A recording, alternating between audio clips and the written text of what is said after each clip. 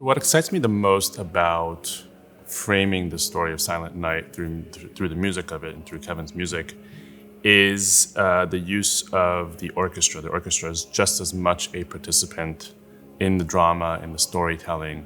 And I think Kevin does such a lovely job of creating huge swaths of sound from the battle scene, let's say, in the prologue, to very intimate moments. There's even a moment for a string quartet to simulate a little party at the Crown Prince's house.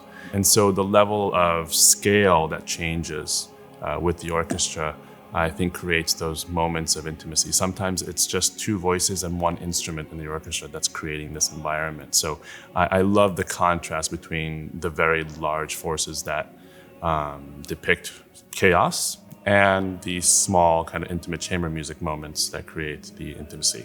I think Kevin's very unique in his compositional style in that he's able to write in so many of them. He is able to, of course, start with a Mozartian styled Italian opera and then go into much more romantic Straussian style. And then he also has a very distinct voice of his own. And so I find his style of writing in opera to be perfect for the art form in that he's able to traverse so many different places and time periods and all of this. He also is brilliant at writing for chorus. He's a wonderful orchestrator, and I think his first love was to write for orchestras, but he's found himself a language that really resonates with the chorus. And so there's so much for the HGO chorus to participate in, which I'm really excited about. Our first rehearsal, we were just running through the piece to get to know it, get to know each other. And I found myself saying maybe 5 or 6 times, like, that's my favorite moment. And then another one would come and I say, oh shoot, that's also very nice. And so if I had to choose, I think the intimate moments between, let's say, Anna and Sprink as they're trying to figure out how to be together, or how to survive this war together, or touching moments, sometimes comedic moments between Ponchel and Audebert during some of the lulls of fighting, I find those to be charming and emotionally evocative. And those are the moments that I find myself drawing myself to.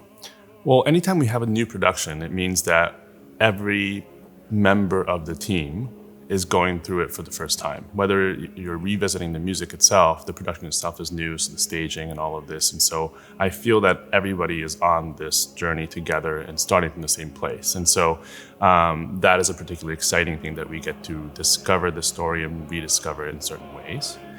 I think that with a new production as well, it's really important that there's great collaboration between myself and the stage director. And I've been lucky to work with Jim Robinson once on a production of Champion at the Met Opera. And so I'm really excited to be reconnecting with him and working through specific challenges that this production might pose for both the music and onstage action. Despite there being three distinct countries or armies involved in the production, I think Kevin's music actually finds commonality in the three. And so there's obviously, at the very beginning, we hear battle hymns for each country as kind of a backdrop for what we're about to experience in terms of where the story starts. But once there's interaction between, the Scottish officers and the French or the German officers, they all exist within the same musical world that Kevin creates for us. So actually, musically speaking, I find it to be more of a bonding or a connecting factor than, let's say, distinguishing one from another. What I think about a lot when I maybe am conducting the last few notes of the end of the opera, in some ways there's no conclusion or a grand kind of finale in this opera. And I think what it comes down to is we see a lot of characters in this opera do their best in an unforgiving and almost impossible situation.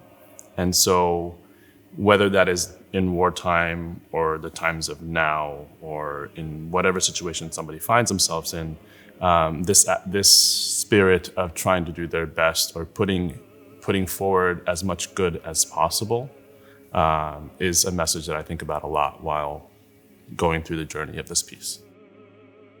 If you think about some of the other canonic works that we love so much, like Carmen or Bohème, There are some tunes that probably you find yourself humming to yourself at the end, or 2 weeks later when you're thinking about the opera.